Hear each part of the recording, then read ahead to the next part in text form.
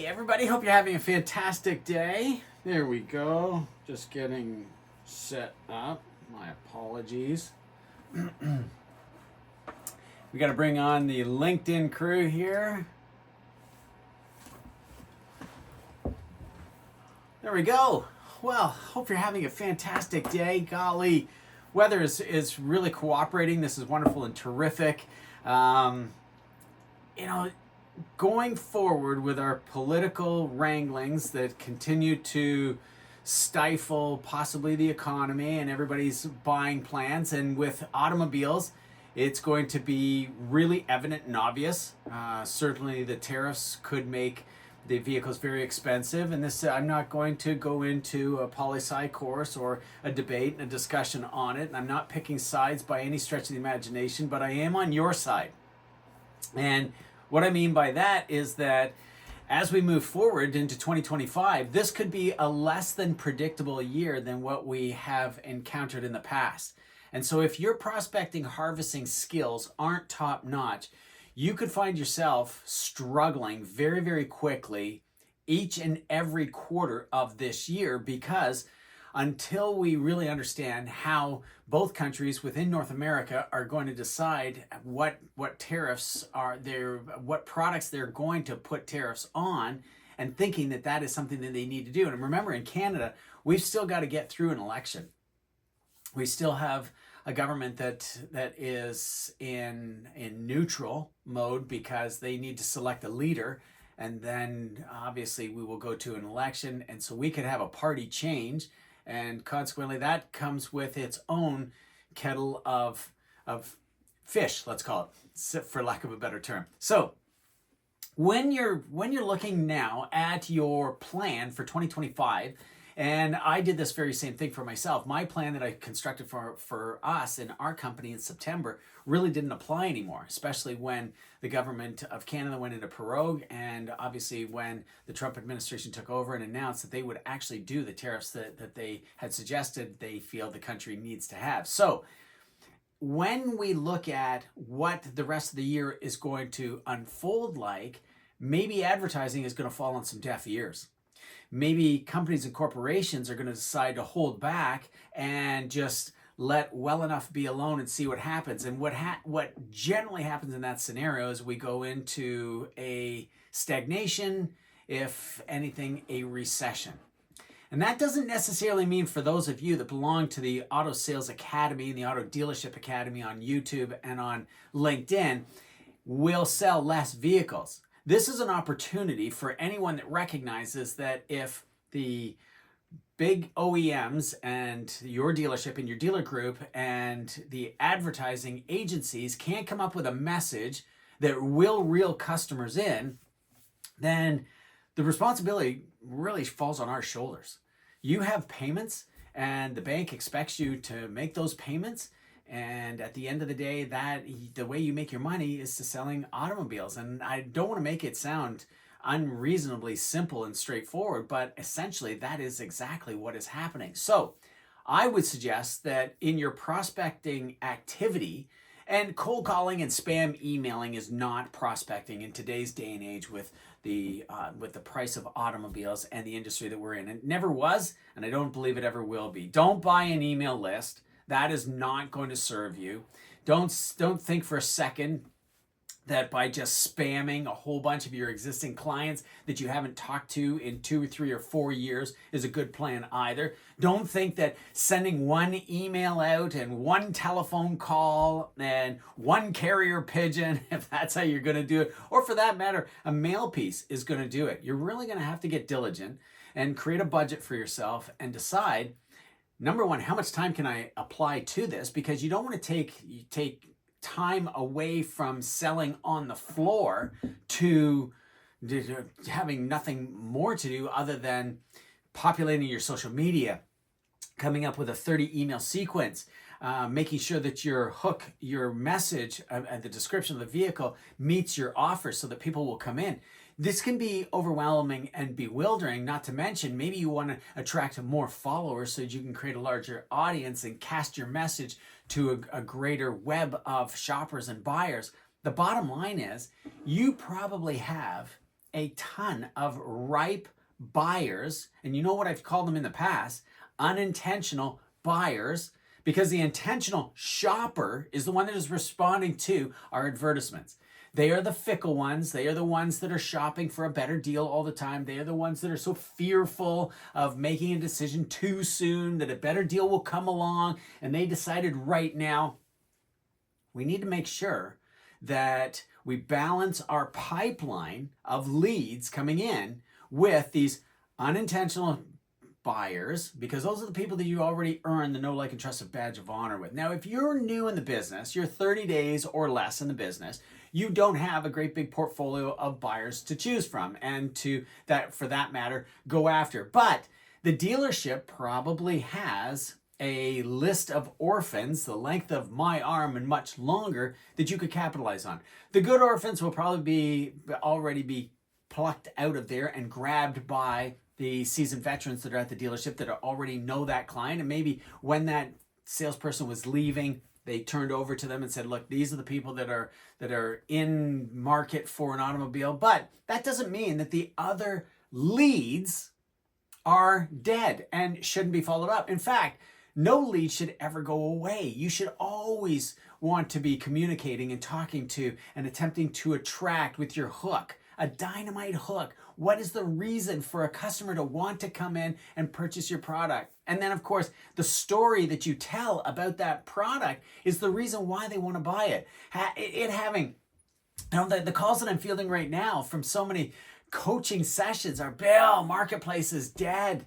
There's nothing going on. I post my product. In fact, maybe some of you have seen in the private members group of the Auto Sales Academy, I'm deleting some posts of some salesperson that is posting cars for sale. That's not what our group is for. Our group is for, what are the skills, what are the tactics, what are the levers that I can pull in order to sell more product? And if that means that you want us to evaluate your advertisement, be it on Marketplace or a post that you're going to put on Facebook, that's perfectly fine. But if there isn't a description stating, can anybody please look at this? Bill, will you have a look at it? Tell me why we're not getting the traction.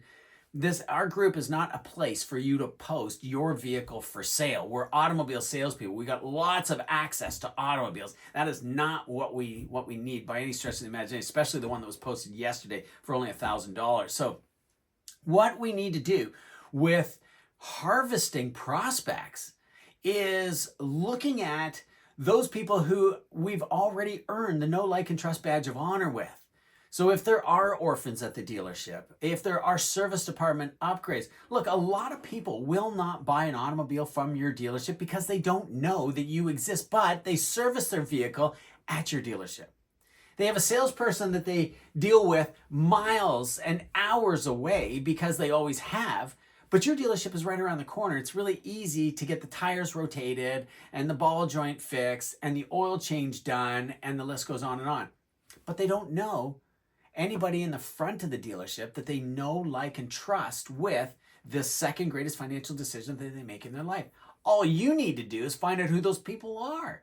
Go out to the service department, have a look at the vehicles that are in the service queue. Go out on the lot and walk the lot and see what is a 5, 6, 7 year, 8-year-old vehicle that has 100,000 miles or 100,000 kilometers on it, and it's approaching or has run out of warranty. This is a terrific opportunity for you to hook that individual to the story of a vehicle that they could go to with your irresistible offer, whatever that may be. And that could be 0%, that could be you've already calculated payments, that could be you've given them a free trade appraisal on the vehicle that they currently have.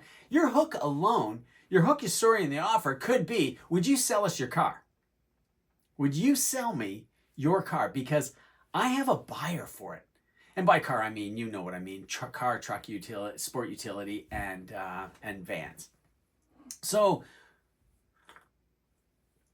when you continue with your plan to sell 10, 20, 30 vehicles per month, as we go forward with the uncertainty of the current economy because of the two governments in Canada and the US settling themselves down and getting to their plan, that the US is enacting their plan, Canada has to get to a point where there is a plan being enacted, then we really have to decide where we can put our efforts to the greatest of our ability to put in the least amount of effort for the greatest reward. And that is how you can maintain, or that is how you can make yourself available to walk-in e-leads and phone calls, while at the same time you're balancing your portfolio by going after those unintentional buyers. Now, another place that you can find unintentional buyers are in your own network. And salespeople are notoriously poor for going after friends, family, relatives, neighbors, previous coworkers, colleagues, and really, for that matter, promoting within their own social media profile. Now, this session is not about social media, but you know how much I enjoy it, how much I believe that is the only place that we're receiving our media, and therefore that is the reason why you want to be advertising there. But rather than just aimlessly, brainlessly posting material on your own social feed, why don't you give some thought to and researching the market, reaching out to your best friend, reaching out to your mom, your dad, your brother, whomever looks at your feed on a regular basis, and saying, when you see my stuff, when you see me post something, is that interesting and something of something that attracts you to the fact that I'm posting? Or is it just that, I sell cars, trucks, vans, SUVs, but you skim over it because it has absolutely zero interest in you? What has zero interest to you? Is it the picture? Should I do reels? Should I do carousels? Should I boost my post? And all of those questions are excellent, especially as we go forward in these uncertain times. If you are struggling to sell 10 vehicles per month, end that struggle, book a call with me. A discovery call for 15 minutes could really change your life. I'll give you some strategy immediately what you can do, especially to attract more people. If leads aren't your problem, I have a client right now, leads are not their problem. Never have been their problem. Every time I go to them, I go, hey, how are your leads? How's your social media? How is everybody leveraging social media? And the comment always comes back from the sales manager to the general manager to the general sales manager to the owner and the VP of the group. It's like, Bill, leads are not our problem. Closing is our problem. If you have 40 leads per month coming in on a regular basis, and you are only closing at a 1 in 5 closing ratio, there's an opportunity. That's not a problem. That's an opportunity. All you need to do is learn how to be a better closer. I can certainly help you with that, give you some tactics. We can rehearse what you're going through right now and why your closing ratio is hovering around the 1 in 5. I think for average ordinary automobile salespeople, it's even lower than that. And this time of the year kind of drives that as well. Customers are coming in extremely fearful about buying. They don't know whether it's because of the politics. They don't know whether it's because of the economy or the tariffs or the salt that's poured down on the roadway in the northern 48 and in Canada, or whether they should just wait till the spring. And apparently if car prices are going to go up, the automobile manufacturers are going to have to respond and they're going to have to make better deals.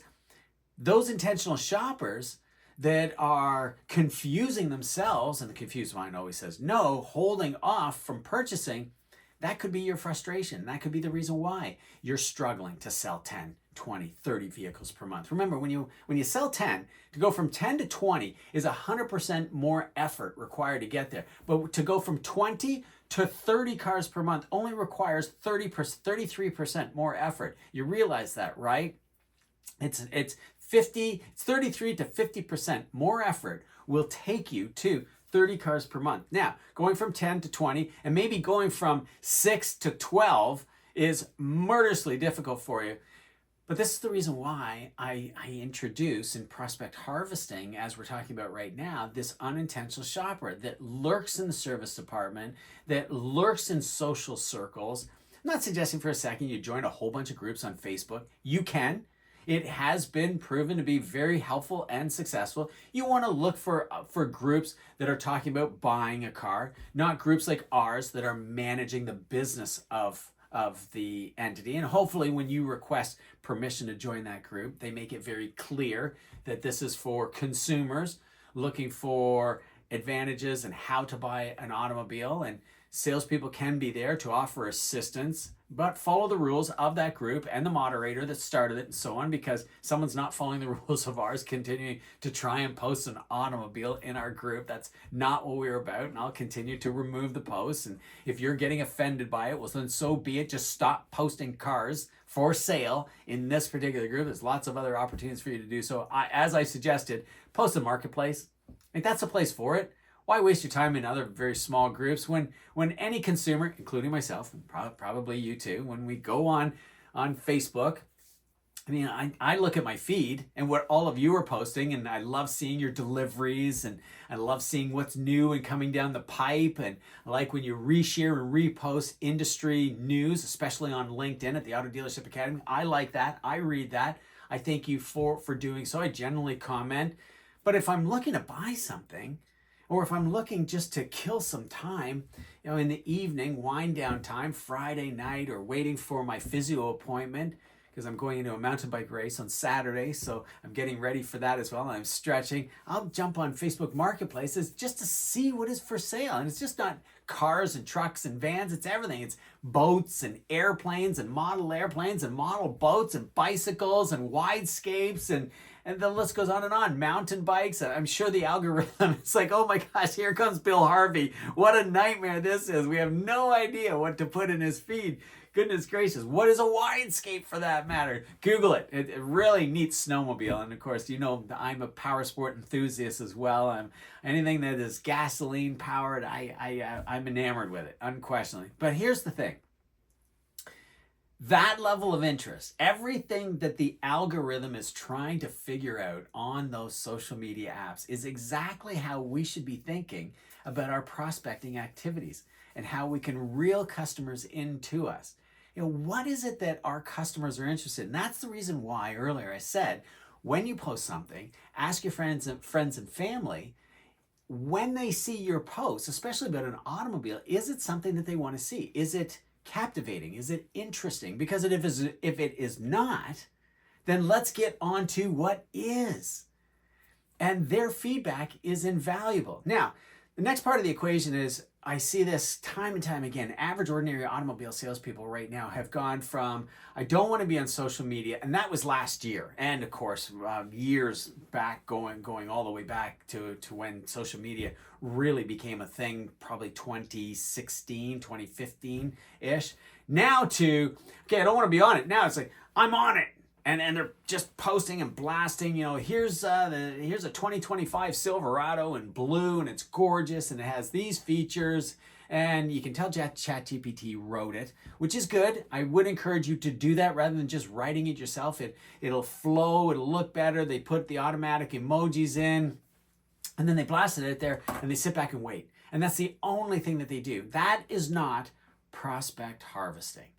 You're sending your message out exactly like advertising to the open market, and don't be surprised if the take rate is less than 1%, because it's getting lost in the feed and the noise of all the others. However, that is just but one tactic that you want to leverage. I don't want to discourage you from doing it. Keep doing it. But then take that vehicle that you featured there and plug that into an email sequence to Silverado buyers. Now, you can send it out to your used vehicle buyers of pickup trucks, F-150, Ram, Tundra, Frontier, and the list goes on. But I think you're going to have a whole lot more traction. You've already earned the Know, Like, and Trust badge of honor. If you haven't earned it, your dealership and your brand has earned it, going out to the Silverado people. So going through and mining your database exactly how Auto Alert would do it, exactly how a private sale company would mine your database, specifically pulling out vehicles of a certain age with a certain amount of mileage of that exact same model and in many cases trim level, reaching out to those people.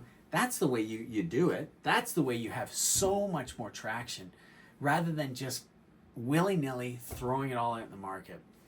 I hope you found this helpful. My name is Bill Harvey with the Auto Sales Academy on Facebook, the Auto Dealership Academy on YouTube, and here on LinkedIn. Thank you so much for joining me. If you want to know more about prospect harvesting, some talk tracks, some tactics, some angles that you can, some levers that you can pull to really make a difference, especially when we're going into a lot of uncertain political and economic times. If you are struggling, it is not your fault. It is the fault of the marketplace. It may be the fault of advertising, which could be the fault of your dealer, could be the fault of your manufacturer. But here's the thing, that is just not the only place where you can find people. Reach out to me. I will put a link in the comments below to book a 15-minute call. Take advantage of it. It's free. I promise I won't try to pitch anything. I'll just go ahead and answer your questions, tell you where I think the opportunity lies for you. And if you think that you'd like to know more about the manifesto, you'd like to know even more about this prospect harvesting activity, which can be complemented with leveraging apps and technology, then simply ask me. I'm happy to give you a demo, that's for sure. But that's not the point of the 15-minute call.